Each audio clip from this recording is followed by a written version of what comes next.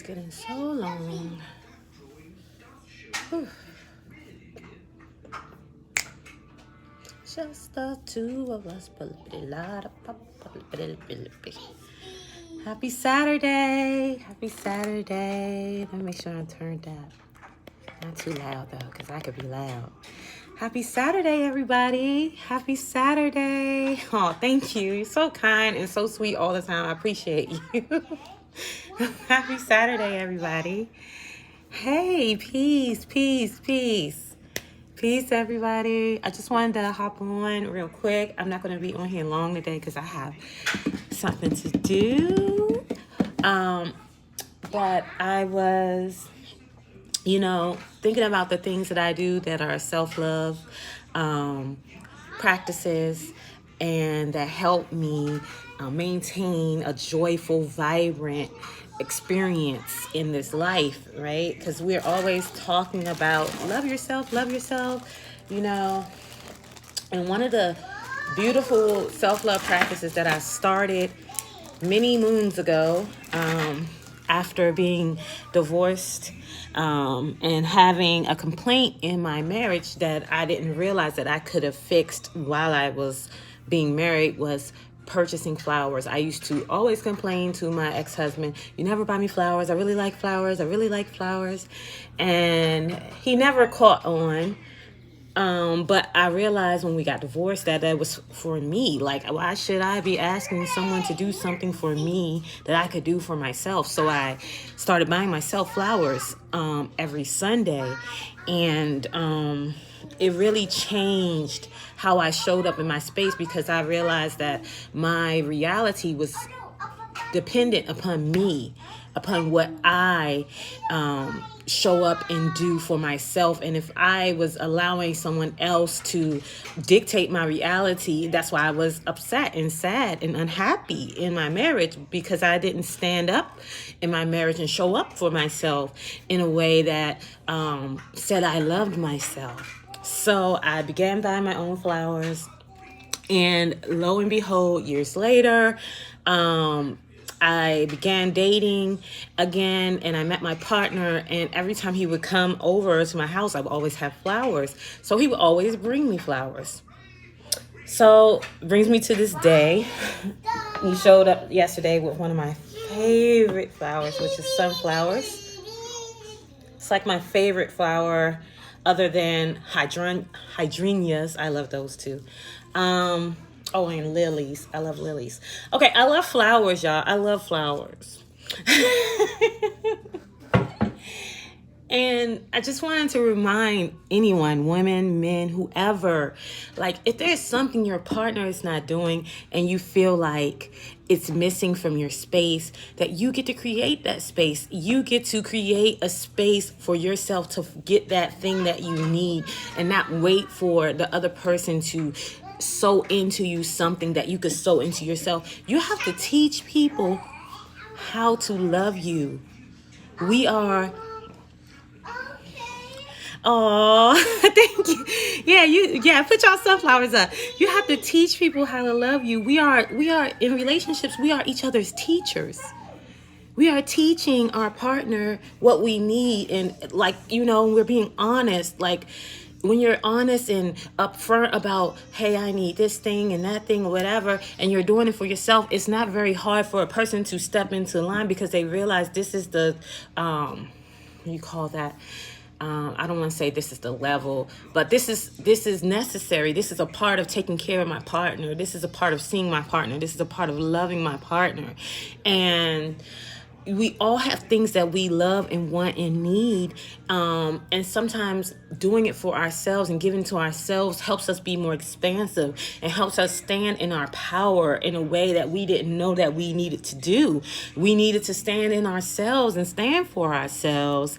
And I just wanted to impart that, share that, because it really created a deep well for me. Just something as simple like buying flowers, even if it's like $5 flowers from the grocery store, just having something in my house that was soft and delicate and reminded me that I too am soft and delicate, and I deserve a soft and delicate space with my partner. where I can be myself and I don't have to show up as anything more, or I don't have to fake the funk so that they can think that I don't need things like that. You know what I mean? And I think that the way that we're taught relationships teaches us that we don't have to, that we shouldn't tell people who we are, that we should, in my experience, that we shouldn't tell people who we are, that we should act like we aren't people who need love and affection and attention and enjoy it. You know what I mean? Like, we really, that's a part of relationships. You know what I mean? And I think that a lot of times we're taught to suffer, to create suffering in our space, inside ourselves and outside of ourselves, instead of creating joy and balance, emotional wellness and healing. And one way you do that is acknowledging who you are, acknowledging your needs, acknowledging your desires, and not acting like they don't exist, so that you could say, oh, I'm low maintenance, I don't need a lot. Asking someone purchasing you flowers every week is not a lot. No one said they had to be from FTD, $100 bouquets.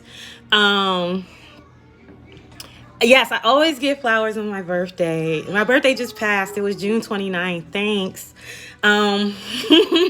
But yeah, I actually, one of my friends had me delivered all these bouquet of flowers for my birthday. Like, my best friend, she knows I love flowers, and that's what she gave me for my birthday. She sent me like bouquets and bouquets of flowers on my birthday, and I opened my door and it was all these flowers, and I was just like, and it's great when people get you, when they love you in a way that they can see you and they get you. You know what I mean? It's not like, So just a reminder that it's small things we can do to stay connected to our self and to love ourselves and to care for ourselves. And it doesn't have to look like some magnanimous idea that's like, overdoing it. And it can look like that too. How many tattoos do I have? I have 8. I want one more. I will not let anyone destroy my inner peace. I know y'all been seeing my stories and I've been talking about, I just like to address certain things because I don't want people to get out of hand, like thinking I'm not a robot. We're going to have a human experience and experience each other. But what I was about to say, tattooing for me, that's interesting you asked that. Tattooing for me is actually a practice of self-love as well. All of my tattoos have meaning. I don't have a tattoo that doesn't have meaning. I have a husband, yes. I don't have a tattoo that doesn't have meaning. I have all 8 of my tattoos mean something. This one is, of course, a Sankofa. It's go back and get, meaning like, connected with your ancestors, allowing them to show up in your life and give you the information that you need so you don't repeat certain patterns that they've already repeated. Ladybugs are good luck. I have an Ankh. The masculine and the feminine principle. I burnt my arm yesterday cooking. It's the masculine and the feminine principle. And then I have a lotus, being buried in the mud and coming out. Beautiful. Like, I love tattoos. I think that's a good way to heal yourself if you choose to do it that way. You don't have to choose this girl. Get down. It's my 3-year-old. Oh, Jesus. Get down. Kenny. Okay. I love you too. Yes, getting a massage is great self-love. I love getting massages too. That's one of my favorite things to do too. I love my Taurus is in Venus, and Venus is ruled by that. So I love sensual stuff. Like, I'm a huge sensual person. I'm very into sensualness. Anything sensual I love because it's just a part of my makeup. Like, I love it. So anything that's sensual, feels good, it's about expressing yourself, I love all that stuff. So poetry, I've written actually 5 poetry books because that's how much I love poetry. I love to share it with the world. Poetry, writing songs, dance, anything that gets you in that, that mood where you're knocking off those layers, where you're not just worried about what people think about you. That's what I love. And that's why I practice yoga. Like, I love the fact that yoga allows you to get so in touch with yourself that you cannot be concerned about anything that's happening. It's so deeply meditative and healing. It's amazing. So yeah, I just wanted to hop on and talk about that real quick. I'm about to go and get my day started because I got some exciting stuff to do, for something exciting new that I can't wait to share with you guys. It's going to be amazing. I have a new thing coming on the horizon. Libras. I have 2 Libra children. A boy and a girl. Y'all are very interesting. And one thing I noticed about my 2 Libra children is that they can literally sit in the house for hours without needing any attention, as long as they know that they're protected and cared for. Like, as long as I consistently show up in a way for them, like they're getting their food and their drink, and I'm hugging and kissing them at intervals. They are very solitary beings, calm but cannot be pushed. Because they don't have a good rationalization right now as they're young. Maybe they'll get that when they get older. They'll be able to balance that emotional, rational scale. But Libras they like to be different. They do.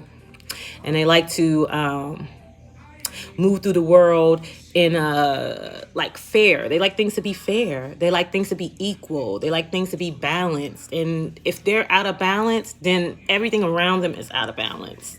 So they have to work really hard. Libras have to work really hard to stay emotionally balanced, physically balanced, in order for their lives to pan out well.